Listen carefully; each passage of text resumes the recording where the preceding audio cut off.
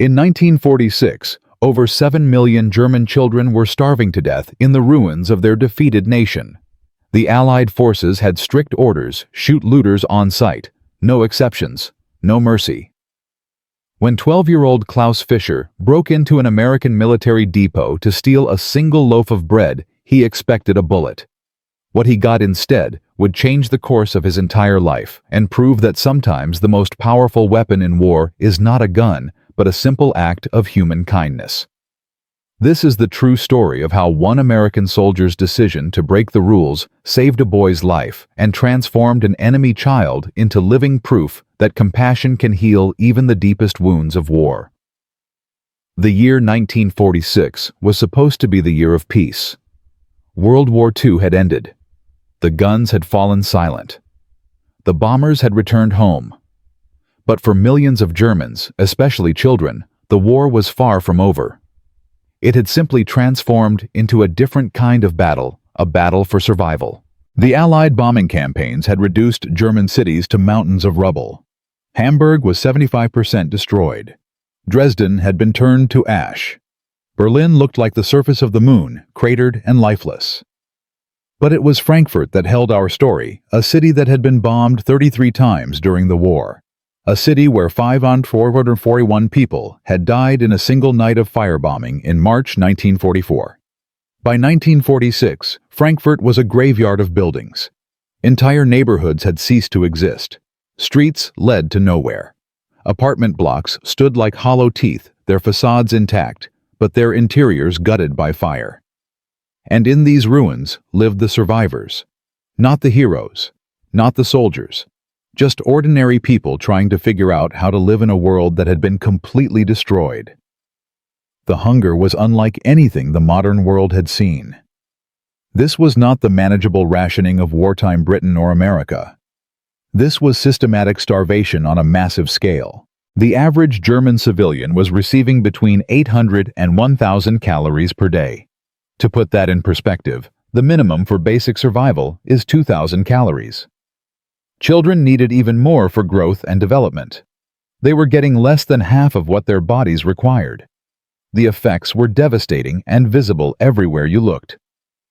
Children with swollen bellies, a cruel irony where extreme starvation made them look bloated rather than thin.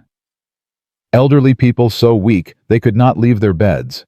Mothers trading family heirlooms jewelry, even their bodies for a few potatoes or a cup of flour. The black market ruled everything. A loaf of bread could cost a month's wages. A pound of butter was worth more than gold. And everywhere always the smell of desperation mixed with the dust of pulverized buildings and the faint chemical tang of explosives that still lingered in the air years after the last bomb fell. The occupation forces, primarily American, British, and Soviet, had established strict regulations. Military depots were heavily guarded. Signs in German and English warned that looters would be shot without warning. This was not an empty threat. In the chaos of early occupation, dozens of Germans had been killed trying to steal food from Allied supplies. The military had its reasons. They needed to maintain order. They needed to prevent the total collapse of whatever authority remained. They needed to protect their own supplies to feed their own soldiers. But to a starving 12-year-old boy, these reasons meant nothing. Klaus Fischer did not care about geopolitics or military regulations or the complex logistics of feeding an occupied nation. He cared that his mother had not eaten in 3 days. He cared that his 6-year-old sister Greta cried herself to sleep every night with hunger pains so severe she could not stand upright. He cared that his family was dying slowly, painfully, inevitably. And there were warehouses full of food less than a kilometer from his ruined home. Klaus Fischer was born in 1934, which meant he had no memory of Germany before the Nazis.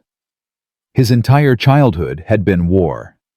His earliest memories were of air raid sirens, of running to shelters, of the thunderous explosions that shook the earth like the footsteps of angry gods. He remembered his father, a postal worker, who had never wanted to be a soldier, coming home on leave in 1943, thinner each time, more haunted each time, until finally, he stopped coming home at all. March 1944. The firebombing. Klaus was 10 years old when the Allied bombers came that night, wave after wave of them dropping incendiaries that turned Frankfurt into a furnace. He had huddled in a public shelter with his mother, his sister, and hundreds of others listening to the world end above their heads. When they emerged the next morning, their street was gone. Just gone, as if it had never existed. And his father was dead, crushed under the rubble of a building where he had been working late trying to sort mail for soldiers who would never receive it. Klaus had been a good student before the war made education impossible. He was quick with numbers, good with his hands, the kind of boy who took things apart to see how they worked. But by 1946, school was a distant memory. The building where he had learned to read had been converted into housing for refugees from the East, families fleeing the Soviet advance, cramming into whatever shelter they could find. Klaus spent his days doing what thousands of other German children did: scavenging. He picked through ruins looking for anything valuable or useful. A piece of metal that could be traded. A brick that was still whole and could be sold for reconstruction. Sometimes, if he was very lucky, a can of food that Allied soldiers had discarded, dented or unlabeled but still edible. He became an expert at moving through the ruins unseen, at avoiding the military police, at knowing which guards were strict and which might look the other way for a hungry child. But scavenging was not enough. It had never been enough. His mother Anna was trying her best. She had traded her wedding ring, the last valuable thing she owned, for a small sack of flour on the black market. That flour had lasted 2 weeks, stretched thin with water to make a paste that barely qualified as bread. She sewed for other families when she could, mending their clothes in exchange for food. But there were too many people desperate for work and not enough work to go around.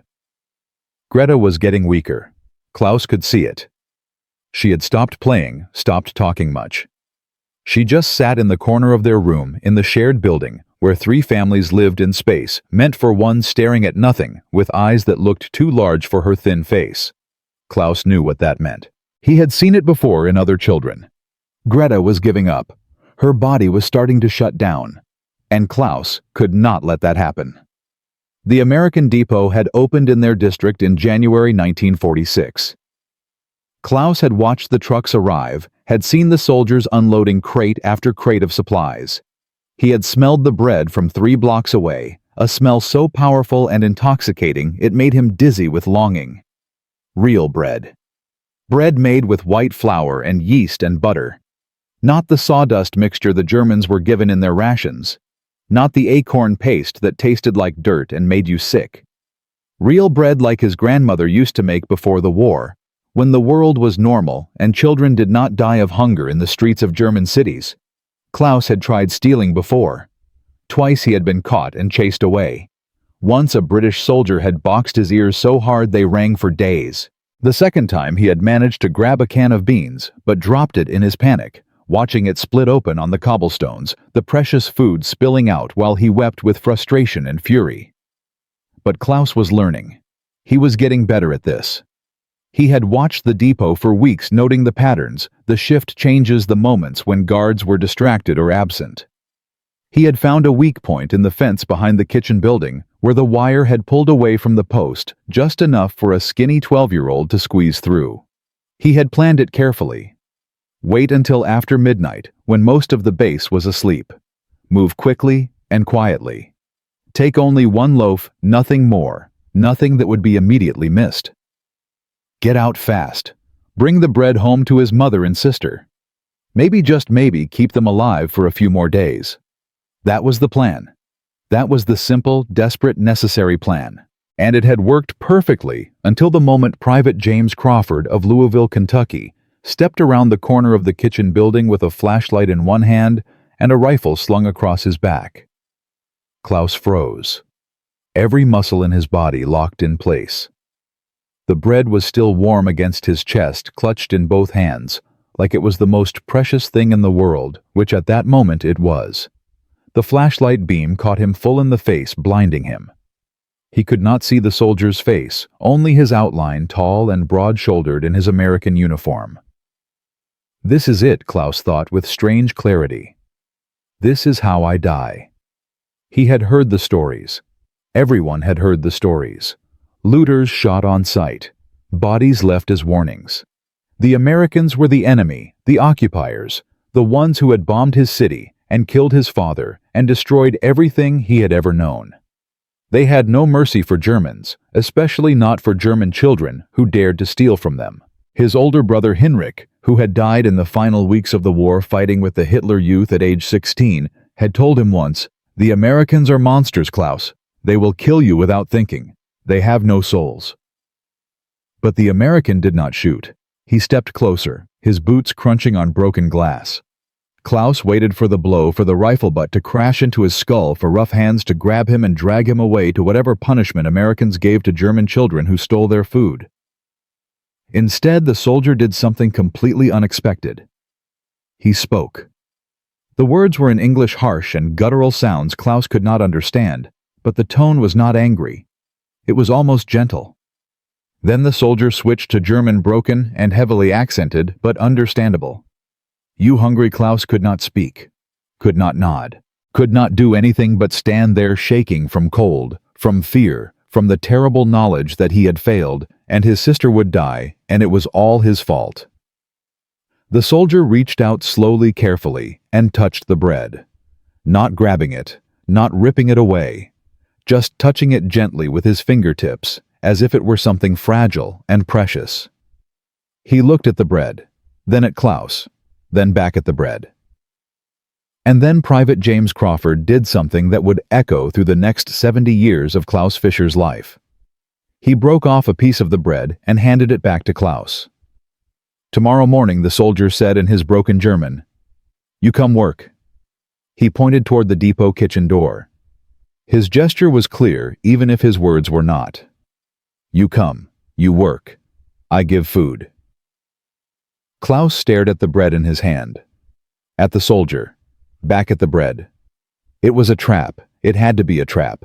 The Americans were cruel. Everyone knew this. They wanted to humiliate him before they punished him. They wanted to make an example of him. But the soldier was already walking away back toward the depot entrance. He stopped at the door, turned and said one more word that Klaus would never forget, would carry with him for the rest of his life, like a talisman against despair. "Promise," the soldier said. "You promise you come tomorrow." Klaus still could not speak, but he nodded once, a tiny movement. The soldier smiled, a brief flash of white teeth in the darkness, and disappeared into the depot. Klaus stood there for a long moment, the piece of bread still in his hand, trying to understand what had just happened. Then he ran, clutching the bread, his heart pounding, not from fear now, but from something else, something he could not name, something that felt almost like hope. Klaus did not go to the depot the next morning. He sat in the corner of their shared room, 3 families crammed into half of a destroyed building, watching his mother divide the bread into careful portions. A piece for Mama, a piece for Greta, a piece for himself. The other families eyed their portions hungrily, but asked no questions. Everyone in Frankfurt knew better than to ask where food came from. It was a trick, Klaus told himself, chewing slowly to make it last. He was mocking me. If I go back, they will be waiting to arrest me. But the bread ran out by evening. Greta was crying again, that weak, exhausted sound of a body giving up. And Klaus could not stop thinking about the soldier's face. Not angry, not disgusted, just tired and maybe sad. "Tomorrow," he had said, "you come work." The words echoed in Klaus's mind all night. By dawn, hunger and desperation won over fear. Klaus approached the depot from the front this time, in daylight, like he had every right to be there. His heart hammered so hard he thought his ribs might crack. The American guard at the gate, a giant with red hair and freckles, looked down at him. Klaus stammered in broken German, mixed with hand gestures. "Soldier yesterday," he said, "work." The guard laughed, a booming sound that made Klaus flinch, and waved him through. Pointed toward the kitchen building. They are all in on it, Klaus thought, panic rising. They have been waiting. But when he pushed open the kitchen door, there was only one person inside. The same soldier from last night, standing at a steel counter cutting vegetables with a knife that could split Klaus in half. Private Crawford looked up, His face broke into a smile, a real smile that reached his eyes. "You came," he said in that broken German. "Good. Good boy." Klaus stood rigid in the doorway, ready to run. Crawford set down the knife carefully, deliberately, where Klaus could see it was no longer in his hand. He walked to a shelf and pulled down an apron adult-sized it would drown Klaus and held it out. "You work," Crawford said, gesturing to the potatoes piled on the counter. "You eat. Fair." "Yes." Klaus did not move. His brain was screaming contradictions. He is setting a trap, but he is smiling. They torture children, but he put down the knife. Americans are monsters, but he fed me yesterday. Crawford sighed. He picked up one of the potatoes, pulled out a peeler, and began demonstrating in exaggerated slow motion. Peel, rinse, cut. Peel, rinse, cut. He slid the peeler across the counter toward Klaus. "You try. Show me." Klaus's hands shook as he picked up the peeler. He had peeled thousands of potatoes in his life. They had been the bulk of his diet for 2 years. But under Crawford's gaze, he fumbled. The peeler slipped. A thin line of blood welled up on his thumb. He jerked back, expecting punishment for being clumsy, mockery for being weak. Crawford made a soft sound, moved quickly but not to strike. He grabbed a clean cloth, ran it under the tap, and reached for Klaus's hand. Klaus pulled away instinctively. Crawford stopped, held the cloth out, did not advance further. "It is okay," he said softly. "Let me see. I help. Not I order. Not you must. I help." The distinction was subtle, but profound. Klaus slowly, so slowly, extended his hand. Crawford's touch was gentle as he wrapped the cloth around Klaus's thumb, applying just enough pressure to stop the bleeding. His hands were warm, calloused from work, not soft like Klaus expected from Americans he had been told lived in luxury while Germans starved. "There," Crawford said. "Okay, now try again. Slow. I show you better." He demonstrated again, this time standing beside Klaus, guiding his hands without forcing them. When Klaus completed his first potato successfully, Crawford patted his shoulder, a brief, firm touch. "Good. Very good." Klaus blinked back tears he did not understand. They worked in silence for an hour. Crawford did not push conversation, did not ask questions. He just worked alongside Klaus, occasionally correcting his technique, once bringing over a stool, when he noticed Klaus struggling to reach the counter comfortably. The kitchen was warm. The work was simple. And for the first time in months, Klaus felt something other than fear and hunger. He felt almost safe. At midday, Crawford pulled out 2 plates. He filled both with the stew he had been preparing, thick with meat and vegetables, more food than Klaus had seen in one place since 1944. He set one plate in front of Klaus. "Eat," he said simply. They ate together. The meat was unlike anything Klaus remembered. Rich, tender, swimming in gravy that soaked into the bread Crawford tore from a fresh loaf. Klaus tried to eat slowly, tried to maintain some dignity, but his body betrayed him. He was shoveling food into his mouth, sauce dripping down his chin. Tears streaming down his face from gratitude or shame or confusion, he could not tell. Crawford did not laugh, did not comment, just slid his own bread across the table so Klaus could mop up the last of the gravy. "You have family?" Crawford asked carefully when Klaus finally looked up.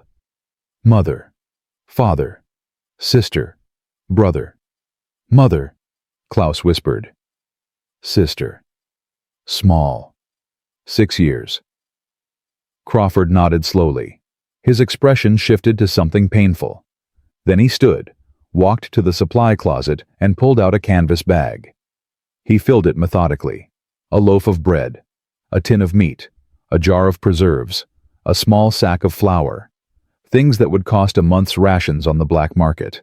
Things worth more than his mother's wedding ring. He held out the bag. Klaus stared at it. "Why?" The word came out before he could stop it. "Why are you doing this?" Crawford's face shifted, something painful passing across it like a shadow. He reached into his pocket and pulled out a photograph, creased and worn from handling. He showed it to Klaus. A woman with dark hair and a boy maybe 8 years old, both smiling at the camera. My wife Crawford said quietly. My son. Tommy. Same age as your sister when I leave for war. He traced the boy's face with his finger. I think if my Tommy is hungry, if he needs to steal food to eat, I hope someone helps him. Someone is kind. Yes. The simple logic of it broke something in Klaus's chest. This American soldier, this enemy, was not thinking about politics or war or revenge. He was thinking about his own son and hoping someone somewhere would show that boy the same mercy he was showing Klaus. Klaus took the bag with trembling hands. Danke, he whispered. Crawford smiled. Tomorrow, you come tomorrow. Klaus ran home with the bag clutched to his chest, the weight of it more valuable than gold. But it was not the food that made him cry as he ran through the ruined streets of Frankfurt. It was the photograph of a little boy named Tommy and the way Crawford's voice had broken when he said, I hope someone is kind. That night, Klaus told his mother everything. About the stealing, about Crawford, about the job, about the food. He expected anger for lying, for putting himself at risk, for working for the occupiers. Instead, Anna Fischer wept. She pulled Klaus into her arms and whispered, Danke, Gott. Danke, Gott. Klaus came back the next day, and the next, and the next. At first he was still waiting for the trap to spring, working quickly and efficiently, barely speaking except to acknowledge instructions. He took the food Crawford gave him and left as soon as he was allowed. Stay useful, he thought. Do not give him a reason to change his mind. But Crawford was consistent. Every day the same routine. Work, eat together, take food home. And every day Crawford talked to him. Just small things at first. About the weather. About the work. Simple German phrases Crawford was learning, laughing at his own terrible pronunciation. Stories about Kentucky that made no sense to Klaus, something called bluegrass and horses running in circles for sport. Klaus started arriving earlier, staying later. He learned the routine so well that Crawford could step away and trust Klaus to continue the work. He learned to anticipate what was needed, ingredients pulled out before Crawford asked, utensils cleaned, and ready stations prepped for the day's cooking. His German improved from Crawford's broken attempts to teach him English words. Potato, knife, stove. Good morning, thank you. Simple phrases that built bridges between their worlds. Klaus started asking questions, careful ones at first. What is this, pointing to an unfamiliar vegetable? How do you make this, watching Crawford prepare dishes Klaus had never seen? Crawford answered every question with patience, often supplementing his broken German with exaggerated pantomime that made Klaus crack his first genuine smile in over a year. Then one morning in late March, everything nearly fell apart. Klaus was chopping onions when the kitchen door burst open and a sergeant stormed in. A tall man with hard eyes and sergeant stripes who started speaking rapidly in English, his voice sharp and angry, gesturing at Klaus. Klaus went rigid. This is it. Someone noticed. Someone complained. Someone finally enforced the rules about Germans not being allowed to work in American facilities. The sergeant's voice rose, pointing at the door, clearly ordering Klaus to leave. Crawford's voice rose to meet it. They were arguing now, both men standing face to face. Klaus could not understand the words, but he understood the tone. The sergeant was demanding. Crawford was refusing. Back and forth, voices getting louder, the sergeant's face turning red. Then Crawford did something that shocked Klaus to his core. He stepped between Klaus and the sergeant, his body forming a physical barrier. The sergeant said something harsh, final. Crawford said something back. His voice cold and hard, in a way Klaus had never heard before. They stared at each other for a long moment. Finally, the sergeant threw up his hands, spat something that sounded like a curse, and stormed out, slamming the door hard enough to rattle the pots hanging on the wall. Crawford turned to Klaus, his face still flushed with anger. You okay? He struggled for words in German. He says rules. I say. He made a dismissive gesture. You stay. You work here. Okay. You fought for me. Klaus said, his voice tiny with disbelief. Crawford looked surprised by the question, as if it had not occurred to him that defending Klaus was anything special. Of course. You are good worker. You good kid. Something cracked in Klaus's chest. He was 12 years old. He had survived a war. He had watched his city burn. He had stolen to keep his sister alive. And now an American soldier, an enemy soldier, was calling him a good kid and defending him against his own sergeant. Everything they told me was a lie, Klaus thought.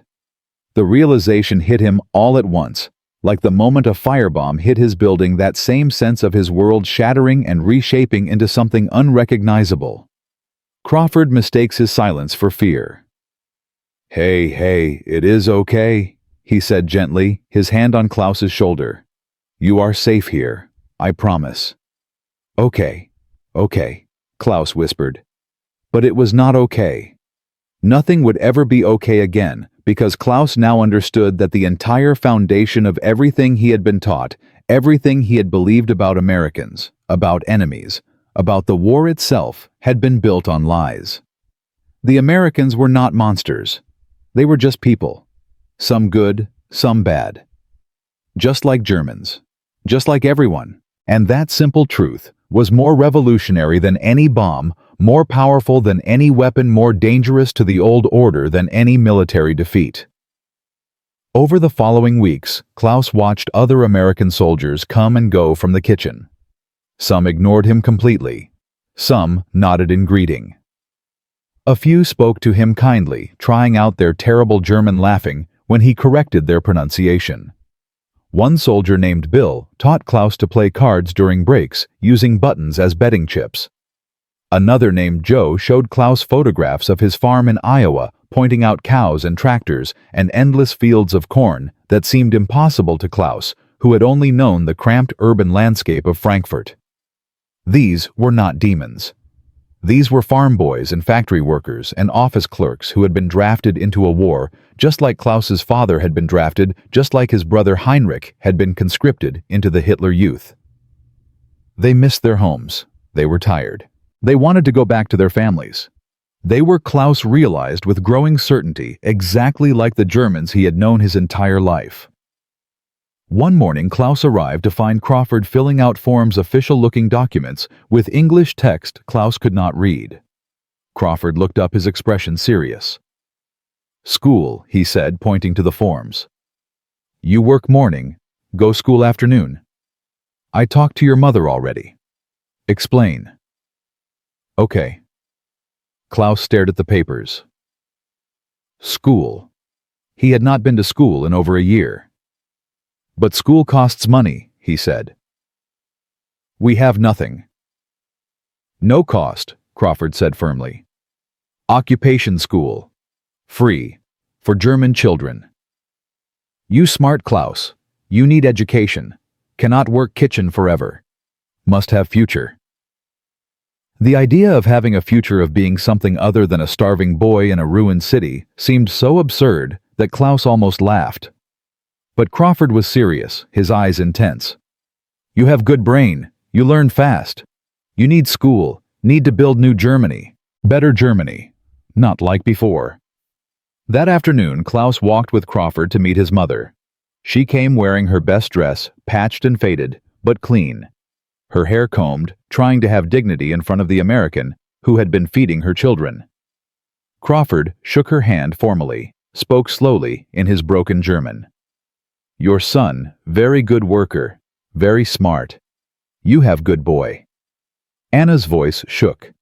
I cannot pay you. I have nothing to give you for your kindness. No pay needed? Crawford interrupted gently. He work I feed. That is pay. And school good for future. Good for Germany.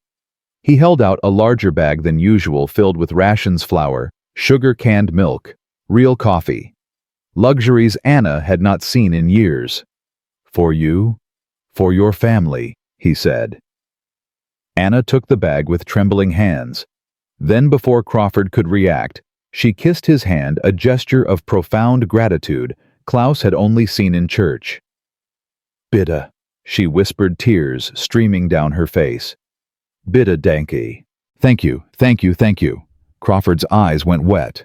He carefully pulled his hand back and instead offered a handshake firm and respectful between equals. "You welcome?" he said. "Your son, he make you proud.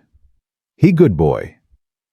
Walking home, Anna held Klaus's hand, something she had not done since he was small. "This man," she said quietly, "this American, he is a good man." "Yes," Klaus agreed. "They lied to us about everything." Anna continued, her voice hard. "About the Jews, about the war, about our enemies, about what makes a person good or bad. They lied about all of it." "Yes, Mama," Klaus said. She stopped walking, looked at him directly with fierce intensity. "You must remember this, Klaus. You must remember that when they tell you someone is your enemy, when they tell you to hate people you have never met, when they make the world seem simple and clear with easy answers about who is good and who is evil, they are lying. Do you understand? People are just people. Some good, some bad, but never simple. Never what they tell you." "I understand," Mama Klaus said, and he did. "Good," she squeezed his hand. "Now you take this gift, this job, this food, this chance to go to school again, and you use it. You build a good life, a life that would make your father proud, a life that proves kindness is stronger than hate. I will." Klaus promised, his voice steady. "I will." And in that moment, walking through the ruins of Frankfurt, with his mother's hand in his, a bag of American rations on his back, and the memory of Crawford's sad smile in his mind, Klaus Fischer made a choice that would define the rest of his life. He chose to believe that the world could be better than what he had been taught. He chose to believe that enemies could become friends. He chose to believe that one person's kindness could matter more than all the propaganda and hate and violence that had consumed his childhood. He chose hope. And that choice, made by a 12-year-old German boy in the spring of 1946, would echo forward through decades, touching lives he would never meet, proving that sometimes the most powerful revolution begins not with armies or governments or grand declarations, but with a single soldier who sees a hungry child and decides to share his bread. Klaus Fischer spent the next 4 months working in Crawford's kitchen every morning, then attending the occupation school every afternoon. The routine became his new normal. Wake before dawn. Walk through the ruined streets to the American depot. Work alongside Crawford preparing meals for hundreds of soldiers. Eat lunch together. Take home a bag of rations. Then walk to the converted warehouse that served as a school where German children sat on mismatched chairs learning math and history, and a new version of their country's story, one without the lies. By summer 1946, Klaus could speak basic English. His hands had stopped shaking when Americans walked past. He had gained 12 pounds. Greta was laughing again. His mother had found work sewing uniforms for the occupation forces. They had moved into a better room, one with a window that still had glass. Life was not good, not by any measure Klaus remembered from before the war, but it was better. It was survivable, and that felt like a miracle. But Klaus knew it could not last forever. American soldiers rotated home after their service tours ended. New soldiers arrived to replace them. The occupation was supposed to be temporary, though nobody knew how temporary. Every few weeks, Klaus would hear Crawford mention dates, talking about when his tour might end, when he might see Tommy again, when he could go home to Kentucky. And every time Klaus felt a cold fear in his stomach. What happens when Crawford leaves? What happens to me? What happens to the job, the food, the safety I have built my entire life around? He never asked these questions out loud. He was 12 years old, but he had learned that sometimes asking questions invited answers you did not want to hear. So he worked harder, arrived earlier, stayed later, made himself indispensable, as if perfect performance could somehow make Crawford stay forever. The answer came on a hot morning in early August.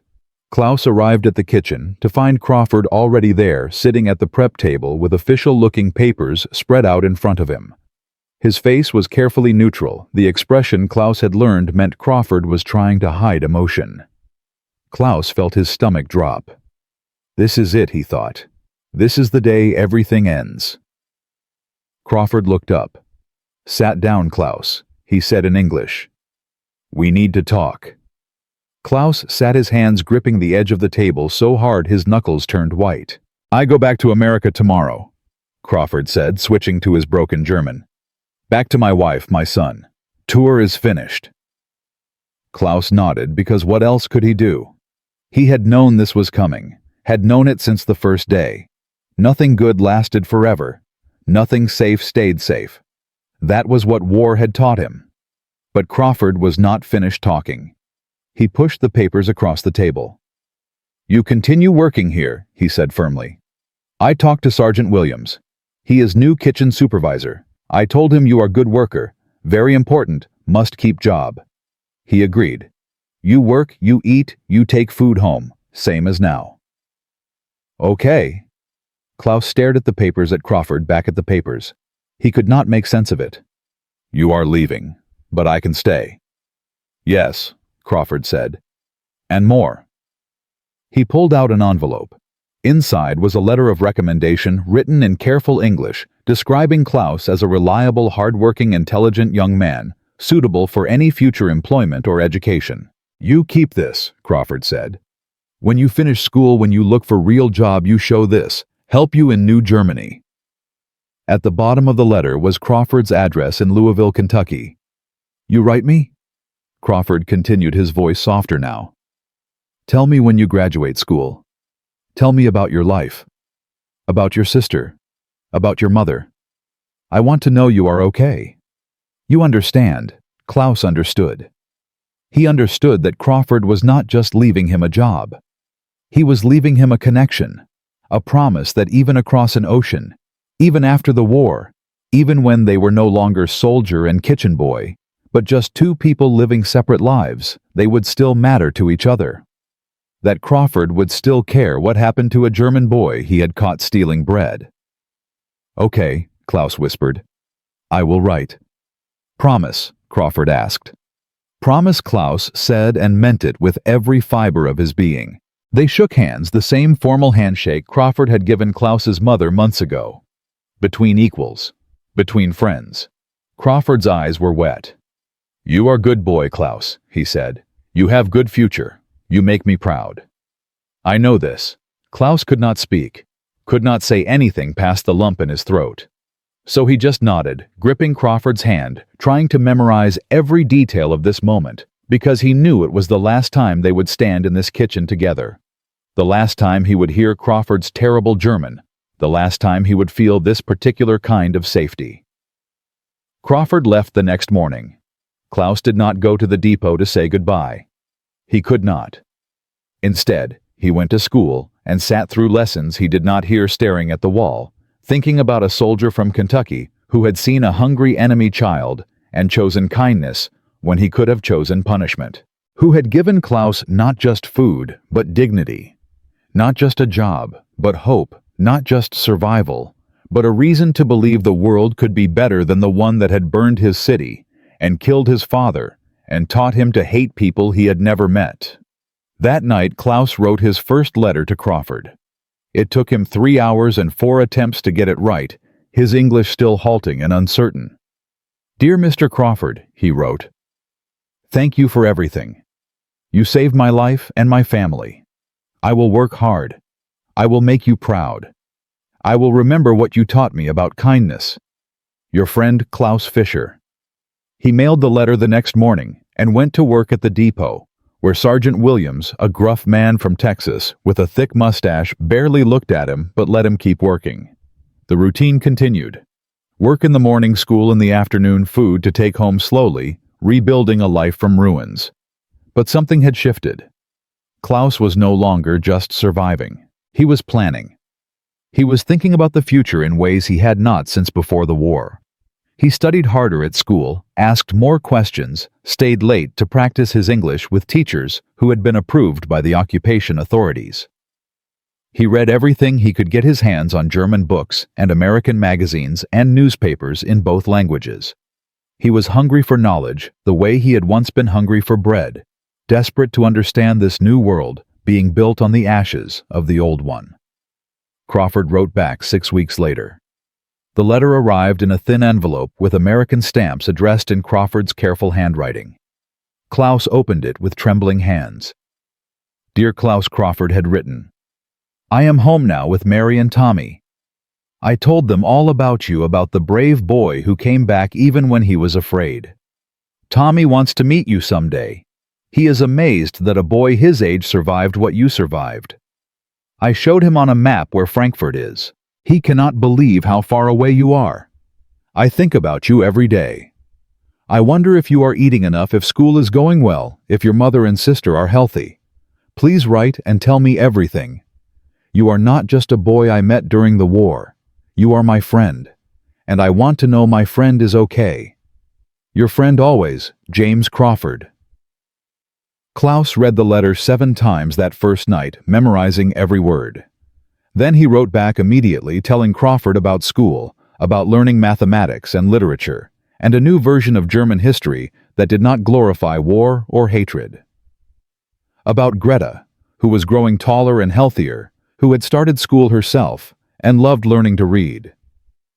About his mother, who had saved enough money to buy a sewing machine and was building a small business repairing clothes. About his dreams of maybe, possibly, if he worked hard enough and got lucky enough, going to university to study engineering. About how Frankfurt was slowly being rebuilt, brick by brick, building by building, hope by painful hope. They wrote back and forth every few months. Crawford sent photographs. Him and Tommy both smiling. Tommy now a teenager with his father's dark hair and gentle eyes. The letters became a lifeline, proof that the kindness Klaus had experienced was not a dream, not an aberration, but something real and lasting that transcended borders and politics and the artificial divisions war had created. Klaus graduated from the occupation school in 1948, top of his class. He was accepted into technical college to study electrical engineering. He worked part-time jobs to pay for it, including continuing to work in the American Depot kitchen under 3 different supervisors after Williams rotated home. He wrote to Crawford about every milestone: graduating school, starting college, getting his first real job working on reconstruction projects, helping restore Frankfurt's electrical grid that had been destroyed by bombing, meeting a girl named Helga who worked as a teacher and did not care that Klaus's family had lost everything in the war, getting married in 1956, having his first daughter Anna in 1957, named after his mother, having his second daughter Marie in 1959. Every letter Crawford wrote back, congratulating him, encouraging him, sharing his own life. Tommy joining the Air Force, Tommy getting married, grandchildren being born, a life continuing in Kentucky while another life rebuilt itself in Frankfurt. In 1989, 43 years after a scared 12-year-old boy had stolen bread and found mercy. Instead of punishment, Klaus Fischer boarded a plane to America for the first time in his life. He was 55 years old, a successful electrical engineer, father of 2 grown daughters, grandfather to 3 grandchildren. He had saved for 5 years to afford the trip. He had taught himself better English through night classes and American movies. He had one purpose for this journey: to see James Crawford again, to say thank you in person, to show Crawford what his kindness had built. The reunion took place in Crawford's small house in Louisville, surrounded by photos of family and memories. Crawford was 68, now retired from his job at a factory, gray-haired but still strong. Still with those same tired, gentle eyes Klaus remembered from 1946. They embraced like brothers, like soldiers, who had fought the same war on different sides and somehow found peace together. Klaus had brought his daughters Anna and Marie, both of them fluent in English, both of them successful in their own careers, both of them raised on stories about the American soldier who had saved their father's life. Crawford's family was there too. Mary, his wife of 50 years. Tommy, now a colonel in the Air Force. Tommy's children. 3 generations of both families meeting because one man had chosen to feed a hungry child instead of punishing him. That evening, Crawford cooked the same stew he had made 43 years ago, thick with meat and vegetables, served with fresh bread. Still the best food I ever tasted, Klaus told him, and they both laughed. Two old men remembering when they had been young and the world had been broken, and somehow they had found humanity in the ruins. Klaus stayed for 2 weeks. They talked for hours every day. About the war, about what came after, about how hard it had been to rebuild not just cities, but trust, not just buildings, but belief in human goodness. Crawford told Klaus about the nightmares he still had sometimes, about the friends he had lost in combat, about the guilt he carried for surviving when so many had not. Klaus told Crawford about the years of hunger that had followed even after 1946, about the shame of being German in a world that hated Germany, about learning to forgive his country while refusing to forget its crimes. They talked about their children and grandchildren, about hoping the next generation would never know war, about trying to pass on lessons about kindness and compassion that seemed so fragile against the weight of history and hatred. On Klaus's last day in Louisville, they drove together to Tommy's house for a family dinner. Everyone was there. The Crawfords and the Fishers, Americans and Germans, former enemies, now bound together by bonds stronger than politics or nationality. They ate together, laughed together, shared stories together. And Klaus stood up after dinner and asked for everyone's attention. He wanted to say something, needed to say something. His English was fluent now, but still carried the accent of his youth. He spoke carefully, wanting to get the words exactly right. In 1946, he began, "I was a 12-year-old boy who had been taught that Americans were monsters, that you were our enemies, that you wanted to destroy us. Everything I learned in school, everything I heard from adults, everything the propaganda told me said that I should fear you and hate you. Then one night, I tried to steal bread to feed my starving family, and I was caught by an American soldier." Klaus paused, looking at Crawford, who was sitting at the head of the table, his eyes already wet. That soldier was James Crawford. And instead of punishing me, instead of shooting me or arresting me, or even just taking the bread away, he did something I will never forget as long as I live. He broke the bread in half. He gave me part of it, and he told me to come back tomorrow to work. He gave me dignity when I expected cruelty. He gave me hope when I had none. He saw past the uniform of enemy and just saw a hungry child, and that changed everything. Klaus's voice was shaking now, but he continued. Because of that one choice, that one moment of kindness, I survived. My family survived. I went to school. I learned a trade. I built a life.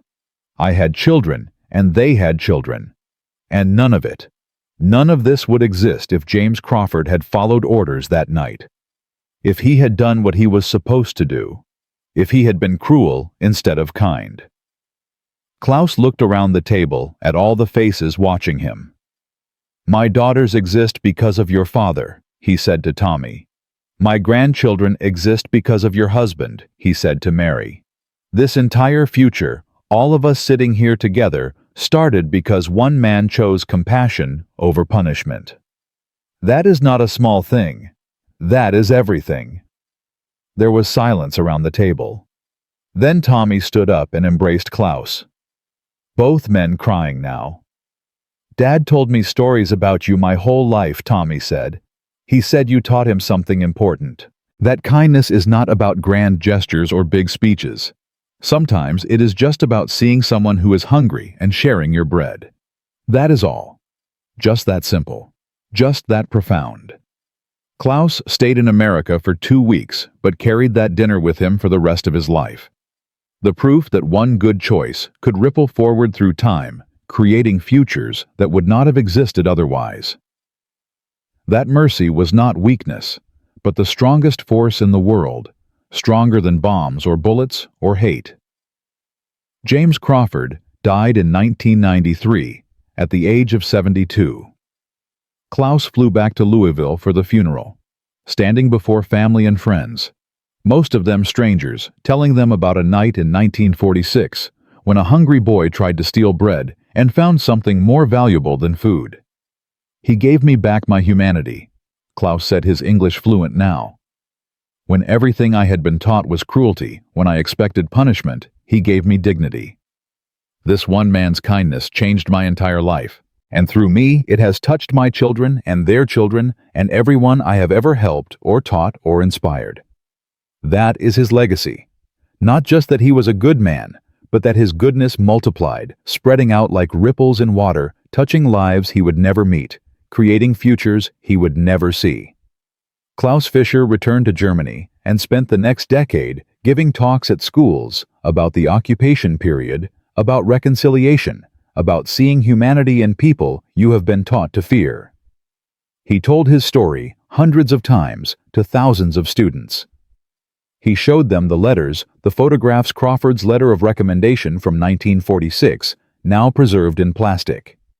He made them understand that war was not just about armies and battles, that peace was not just about treaties and governments, but about individual choices to be kind, when you could be cruel to help, when you could hurt to build, when you could destroy.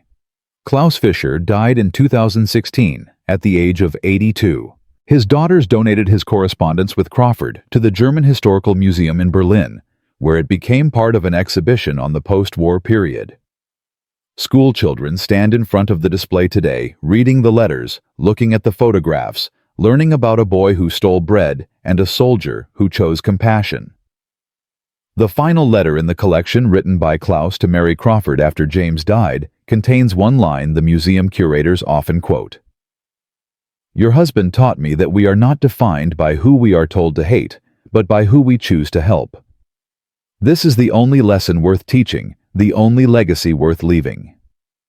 The bread Klaus Fischer stole in 1946 cost maybe 20 cents in American money. But the life it created, the future it built, the legacy it left behind, was beyond any price anyone could calculate. From a terrified 12-year-old boy expecting a bullet to a successful engineer. Father, grandfather, and teacher of reconciliation. Klaus's journey proved that sometimes the most powerful force in human history is not weapons or strategies or grand political movements, but simple kindness extended from one person to another at exactly the right moment. This is the final chapter of that story, the part most people never hear about: what happened after the bread was shared, after the war ended, after the boy and the soldier went their separate ways. Because the real story, the lasting story, was not about survival. It was about what you build with the life you are given when someone chooses mercy over punishment. When James Crawford returned to Louisville, Kentucky in August 1946, he did not talk much about the war. Most soldiers did not. They had seen things they wanted to forget, done things they did not want to remember, lost friends whose faces still haunted their dreams. Crawford went back to his job at a factory. He returned to his wife Mary, and his son Tommy, who was now 9 years old, taller than Crawford, remembered speaking with a confidence that came from growing up while his father was away fighting. Crawford tried to be the man he had been before the war. The quiet factory worker who came home every evening, ate dinner with his family, read the newspaper, listened to the radio, lived an ordinary life. But something had changed in him. Something he could not quite name or explain even to himself. He kept thinking about a skinny German boy with frightened eyes who had expected cruelty and received kindness instead. Wondering if Klaus was eating enough, if he was still working at the depot, if his mother and sister were healthy, if the job Crawford had arranged would last after he left. 6 weeks after returning home, Crawford received Klaus's first letter. The envelope was thin, the paper cheap, the English halting and uncertain, but the message was clear. "Thank you for everything. You saved my life and my family. I will work hard. I will make you proud. I will remember what you taught me about kindness. Your friend Klaus Fischer." Crawford read the letter 3 times that first day, then showed it to Mary and Tommy over dinner. "This is the boy I told you about," he explained. "The one who tried to steal bread. The one I gave a job to." Mary studied the letter carefully. "You did a good thing, James," she said quietly. "You gave this child hope when he had none. That matters more than any battle you fought." Tommy, 9 years old and fascinated by his father's war stories, wanted to know everything. What did Klaus look like? How old was he? Did he speak English? Could they write back? Could Tommy send him something? Crawford wrote back immediately. And that became the pattern, the routine that would last 47 years. Letters every few months, sometimes more frequently, sometimes less, but always maintaining the connection. Crawford told Klaus about his life in Kentucky, about working at the factory, about Tommy growing up and doing well in school, about ordinary American life that seemed so impossible and distant to a German boy rebuilding from ruins. Klaus wrote back about his education, about learning mathematics and history, and English, about his sister Greta, who was healthy now and thriving in school, about his mother Anna, who had started a small sewing business, about Frankfurt, slowly being rebuilt brick by brick. The letters were a lifeline for both of them. For Klaus, they were proof that Crawford's kindness had been real, not a dream or aberration, but something solid and lasting. For Crawford, they were proof that what he had done in the war mattered not the fighting or the killing or the destruction, but the one moment he had chosen to feed a hungry child instead of punishing him. Over the decades, the letters documented two lives unfolding in parallel. Crawford wrote about Tommy graduating high school in 1955, joining the Air Force against his father's wishes because he wanted to serve his country the way his father had. Klaus wrote about graduating technical college in 1952, getting his first job as an electrical engineer working on Frankfurt's reconstruction, helping restore the power grid that Allied bombing had destroyed. Crawford sent photos of Tommy's wedding in 1960 of his first grandchild, born in 1961. Klaus sent photos of his own wedding to Helga in 1956, of his daughters Anna and Marie, born in 1957 and 1959, named after his mother and Mary Crawford, respectively. Two families growing, thriving, building futures on different continents, connected by letters and memories of bread shared in 1946. But Crawford never forgot the larger lesson of what had happened in Frankfurt. He talked about it sometimes carefully to people he trusted, about how he had been taught to see Germans as the enemy, as monsters responsible for the war, as people who deserved whatever suffering came to them. And then he had met one German boy, one terrified, hungry child, and everything he had been taught fell apart. Because Klaus was not a monster. He was just a kid trying to keep his family alive. Just a human being in impossible circumstances, doing what humans do, trying to survive, trying to protect the people they loved. And if Klaus could be human, could be worthy of compassion and help, then maybe all the other Germans were too. Maybe the enemy was not a people, but a system, not a nation, but an ideology. Maybe the real victory was not in defeating Germany, but in helping Germans rebuild into something better. Crawford never claimed to be a hero. He rejected that label whenever anyone tried to apply it. "I just gave a hungry kid some bread," he would say.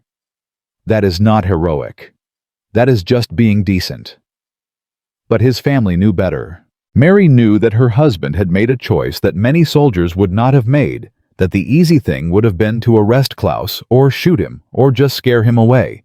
But Crawford had done the hard thing instead, the kind thing, the thing that required seeing past uniforms and propaganda to recognize shared humanity. Tommy knew that his father had given him a gift by showing him through action rather than words that enemies could become friends, that compassion was stronger than hate, that the best way to win a war was to end it in a way that made future wars less likely. When Klaus visited America in 1989, it was the culmination of 43 years of friendship, built on letters and photographs and the memory of bread shared in darkness. Crawford was 68 now, retired from the factory, living in the same small house where he had raised Tommy, surrounded by photos of family and memories.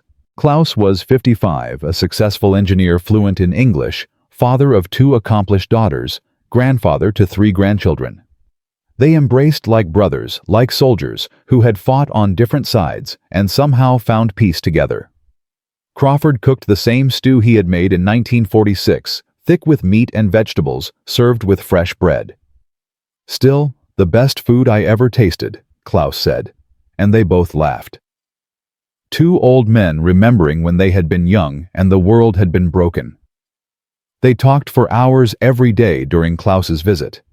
About what they had seen in the war, about what came after, about raising children in a world still divided by ideologies and borders, about hoping the next generation would never experience what they had experienced.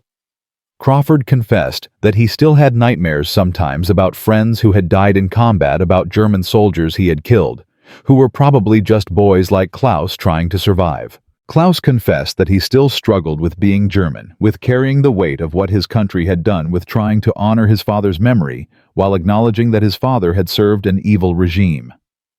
They talked about forgiveness and guilt and responsibility, and how hard it was to hold all these complicated truths at the same time. But mostly they talked about what Crawford's simple act of kindness had created. Klaus laid it out like an equation, like the engineering problems he solved for work. Because you gave me bread and a job, I survived. Because I survived, I went to school. Because I went to school, I became an engineer. Because I became an engineer, I met Helga. Because I met Helga, we had Anna and Marie. Because we had Anna and Marie, they had their children. 3 generations of life that would not exist if you had shot me that night. 37 direct descendants at last count. Hundreds of people whose lives I have touched through my work, my teaching, my example. All of it traceable back to one moment when you chose kindness over cruelty. Crawford was quiet for a long time after Klaus finished explaining this. Then he said something Klaus would never forget. I think about that night a lot, Crawford admitted. I think about how easy it would have been to do what I was supposed to do. Arrest you. Turn you in. Follow the rules. And if I had, you would have died, and I would have gone home and forgotten all about it. Just another enemy kid trying to steal from us. But something made me stop. Maybe it was thinking about Tommy and hoping someone would help him if he was hungry. Maybe it was just being tired of war and death and cruelty. I do not know. But I am glad I did it. I am glad you are here. I am glad your family exists. That makes everything worth it. All the war, all the time away from home, all the terrible things I saw and did. It was worth it, because one time I did something right. James Crawford died in 1993 at the age of 72. Heart failure, sudden and unexpected. Klaus flew to Louisville for the funeral, standing before family and friends, telling them about a night in Frankfurt, when a hungry boy found mercy instead of punishment. He gave me back my humanity, Klaus said. When everything I had been taught was cruelty, when I expected to die, he gave me life. Not just physical life, but hope, dignity, belief that people could be good even when the world was terrible. That one choice rippled forward through time, creating futures he would never see touching, lives he would never meet. That is his legacy. That is what we are here to honor. Klaus returned to Germany and dedicated the final decades of his life to teaching Crawford's lesson. He gave talks at schools across Germany about the occupation period, about reconciliation, about the importance of seeing humanity in people you have been taught to fear. He showed students the letters, the photographs, Crawford's letter of recommendation from 1946, preserved in plastic. He made them understand that history was not just about armies and battles and political movements, but about individual choices, about moments when one person decided to be kind, when they could have been cruel to help, when they could have hurt, to build bridges, when they could have built walls. One story Klaus told repeatedly was about a conversation he had with Crawford in 1989. They were sitting on Crawford's porch, drinking coffee, watching the sunset. Klaus had asked Crawford if he had ever regretted helping a German boy during the occupation. Crawford had looked at him with surprise. Regret, he had said. Klaus, helping you was the best thing I did in the war. Maybe the best thing I ever did in my life. I fought in battles and killed people and followed orders and did what soldiers do. But that was just war. What I did with you, that was peace. That was building instead of destroying. That was choosing hope over hate. Why would I regret that Klaus Fischer died in 2016 at the age of 82? His obituary mentioned his work as an engineer, his contributions to Frankfurt's reconstruction, his advocacy for German-American friendship. but to his family, to the students he taught, to everyone who heard his story. Klaus was living proof that kindness multiplies, that mercy creates futures, that one person's choice to be good in a moment of darkness can echo through generations. His daughters Anna and Marie donated his correspondence with Crawford to the German Historical Museum in Berlin, where it became part of an exhibition on the post-war occupation period. School children stand in front of the display today, reading the letters, looking at the photographs, learning about how enemies became friends. The final letter in the collection, written by Klaus to Mary Crawford after James died, is displayed behind glass in the museum. Worn paper, careful handwriting, words that carry the weight of 47 years of friendship. Your husband taught me that we are not defined by who we are told to hate, but by who we choose to help, Klaus had written. He taught me that kindness is not weakness, but the strongest force in the world. He taught me that every person, no matter how small or powerless they seem, has the capacity to change the future through their choices. I was a hungry boy stealing bread. He was a soldier who could have ended my life. Instead, he chose to save it. And that choice created everything. I became everything my family is, everything I have tried to teach others. This is the only lesson worth teaching, the only legacy worth leaving. From a terrified 12-year-old boy expecting a bullet to a successful engineer, father, grandfather, and teacher of peace. Klaus Fischer's journey spanned 7 decades and touched thousands of lives. From a young soldier from Kentucky who saw a hungry enemy child and chose compassion, to a factory worker and grandfather who never stopped believing that small acts of kindness matter more than grand gestures, James Crawford's legacy lives on in ways he never imagined. Together they proved that the most powerful weapon against hate is not more hate, but simple human decency. That the best way to defeat an enemy is to turn them into a friend. That bread shared in darkness can build futures in light. And that every single person in every single moment has the power to choose kindness over cruelty, mercy over punishment, hope over despair.